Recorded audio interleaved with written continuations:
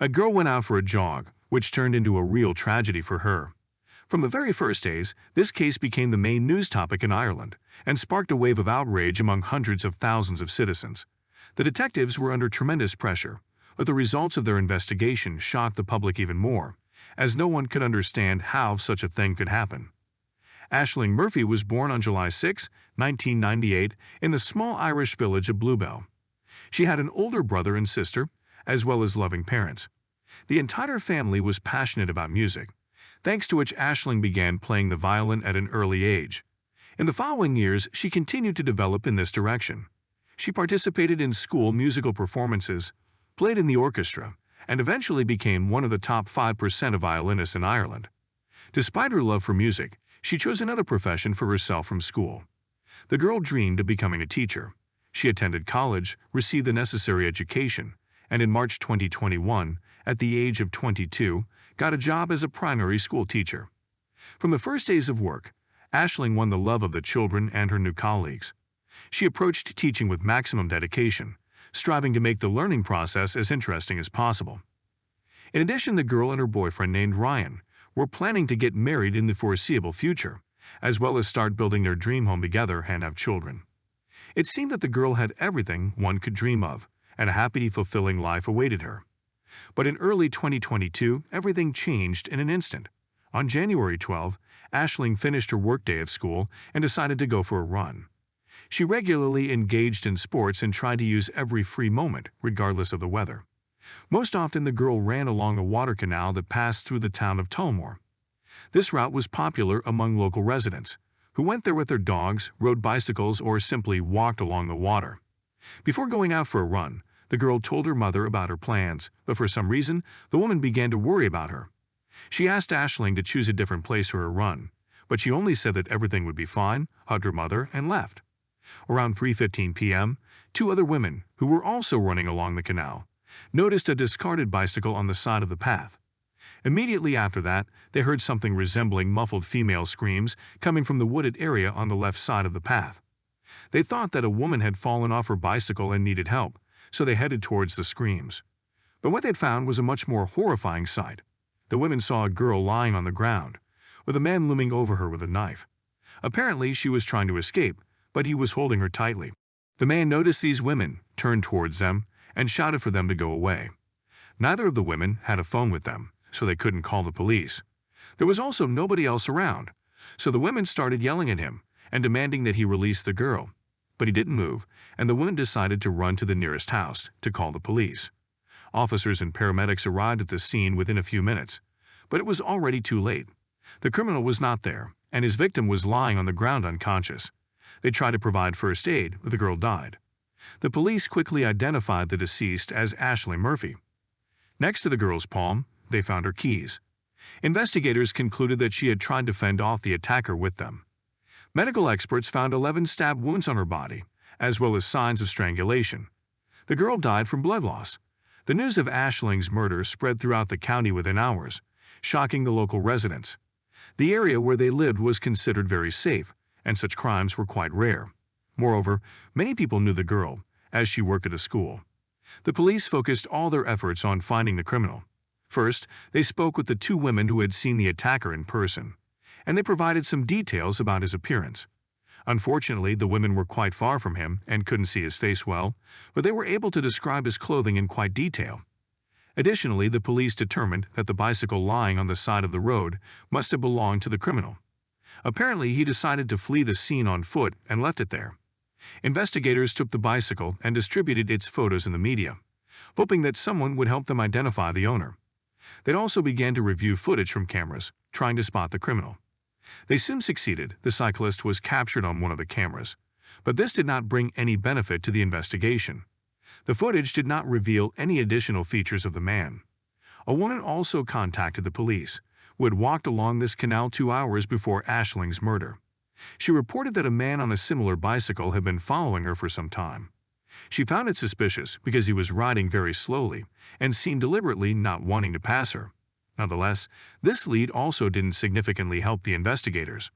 All they understood was that the criminal might have been scouting for a victim for several hours until he encountered Aisling. Experts analyzed data from the victim's fitness tracker, which helped establish more accurate timelines. She left her house at 2:51 p.m., and 30 minutes later, the bracelet began to record unusual movements. Apparently, this was the moment when the criminal attacked her, and the girl tried to fend him off. At 3:31 p.m., the device stopped registering a pulse, which became the time of her death. That same day, police announced the arrest of a 40-year-old man suspected of murdering Aisling. They did not disclose any details, only reporting that the man had been taken to the station for questioning. Only the next day did the police reveal that all suspicions against this man had been lifted, and he had no relation to the murder. However, when the man's name and photo were released in the media, he began receiving insults and threats despite the official police statement. On the second day after the murder, the case became the main news topic in Ireland. Many politicians commented on it, and tens of thousands of people from different cities attended improvised memorial ceremonies. Everyone demanded that the guilty be found and held accountable. The police told journalists that they were not considering anyone from Aisling's acquaintances as being involved. Based on all available information, the criminal had spent several hours riding along the canal, searching for a victim, before ultimately attacking the girl. This only added to the concern among the city's residents and its surroundings. People stopped going out for walks alone, trying to stay in groups, and generally lived in constant fear that the murderer might strike again. 5 days after the murder, something quite unexpected happened. An email was sent to the police station saying, "I killed Aisling Murphy, I am very sorry." Experts immediately traced the IP address to the sender. However, he claimed that he didn't even remember writing the email. According to the man, he suffered from mental health issues and was constantly drinking, which led to memory lapses. He insisted on his innocence, and upon further investigation, the police were indeed able to find evidence that he could not have committed the crime. Soon, investigators received a truly significant lead. Experts examining the victim's body found skin particles under her nails. Analysis showed that they belonged to an unknown man. Apparently, Aisling had tried to fend off her attacker and scratched him. DNA was obtained from the skin, but the owner was not in any databases. Nonetheless, the police now had their first piece of evidence that would unequivocally link a suspect to the murder with a direct DNA comparison. Moreover, investigators speculated that the girl might have inflicted serious injuries on the criminal, so they decided to call all the hospitals in the area, calculating that the murderer might seek medical help. This approach soon bore fruit. In one of the Dublin hospitals about 100 kilometers away from the place of Aisling's murder, they spoke of a visitor with a scratched face and stab wounds on his stomach. He came to them 2 days after the incident and could not provide the doctors with a coherent explanation for his injuries. Nevertheless, they found that the wounds on his face and stomach were quite severe, enough to pose health risks to the man. Detectives went to the hospital to talk to this person, 31-year-old Josef Puska. He told them that he was attacked by an unknown man wearing a medical mask, which is why he couldn't remember any distinctive features. Josef added that everything happened so quickly that he didn't understand anything and could not provide any additional information. The police also showed him a photo of Aisling and asked if he knew anything about the case. However, Josef claimed that he doesn't watch the news because he doesn't know English well and had never heard of this girl. This story raised serious doubts among the detectives. They researched this person and found out that Josef had come to Ireland from Slovakia in 2015 and worked as a builder.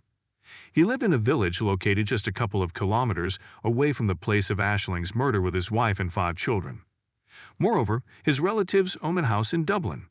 The police decided to search both houses, as well as 2 cars related to Josef. They did not disclose to the public whether any evidence was found.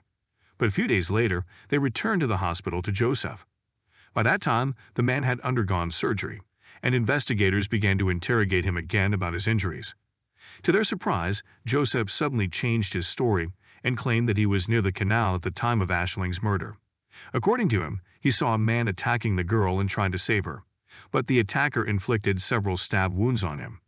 Naturally, the detectives did not believe this story, as it was significantly different from reality. They continued to ask him questions until the man suddenly muttered, "I did it. I killed. I'm the killer." The police were surprised at how quickly the man confessed and informed him that he was under arrest. He had to stay in the hospital for a few more days, so they could not immediately take him to the station. The investigators said that he would be detained after discharge and could talk about what he had done during the interrogation. However, Josef could not be stopped. He said that he saw an unfamiliar girl and could not control himself. He attacked her, stabbed her multiple times, and strangled her. He explained his actions by saying that he simply panicked. Josef cried and asked the police if he was facing 10 years in prison.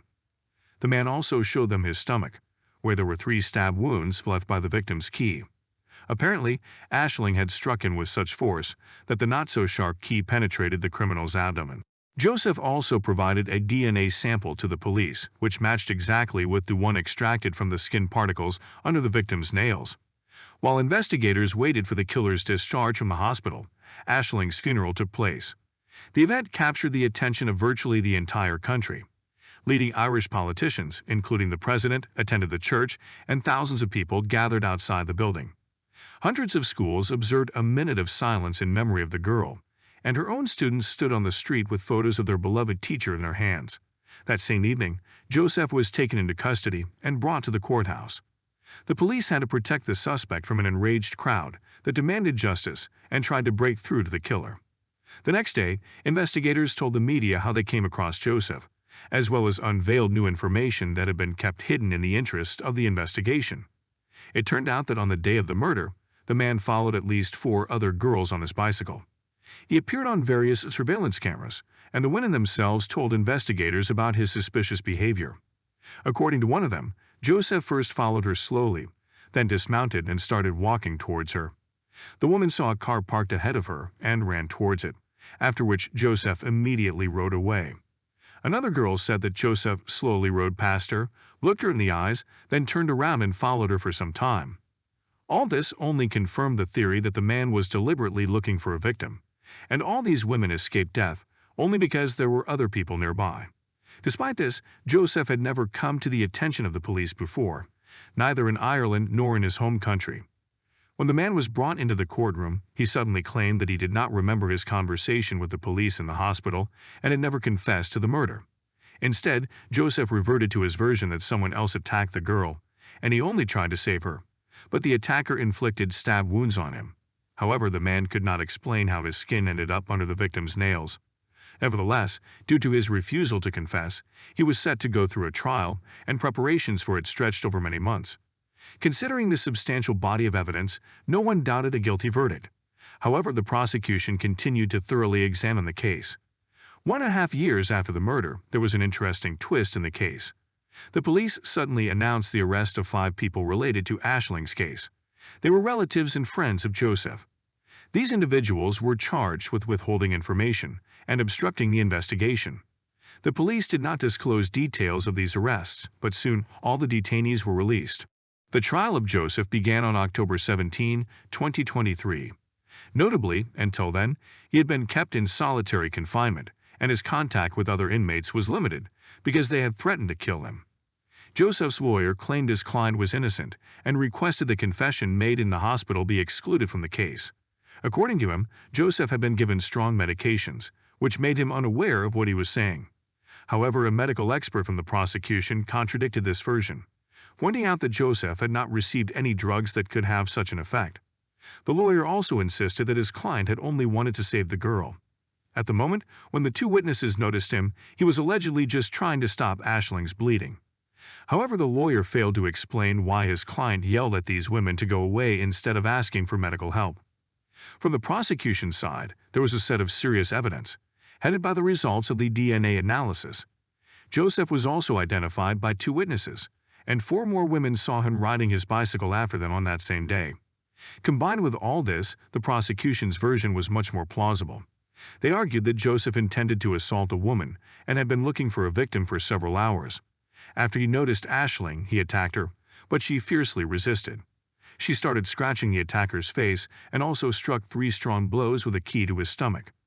Josef, not expecting such resistance, panicked and stabbed her 11 times and then strangled her. After the act, he fled the scene, leaving his bicycle behind. 2 days later, he was forced to go to the hospital because the injuries were too severe. The trial lasted less than a month, and on November 9, Josef was unanimously found guilty of murder. He received a life sentence without the possibility of parole. Throughout the trial, he did not show any remorse. On the contrary, his face often bore a smirk. After being transferred to a prison for permanent detention, Josef was immediately placed under 24-hour surveillance. This was because several other inmates had said before his arrival that they were looking forward to meeting him. Interestingly, despite all the evidence presented, Josef's relatives still believe in his innocence. None of them were charged after that arrest, and it's unlikely they will be now. After the verdict, Ashling's relatives thanked not only the participants of the process and the police, but virtually the entire country. The level of support they received from tens of thousands of people during the investigation was difficult to overestimate.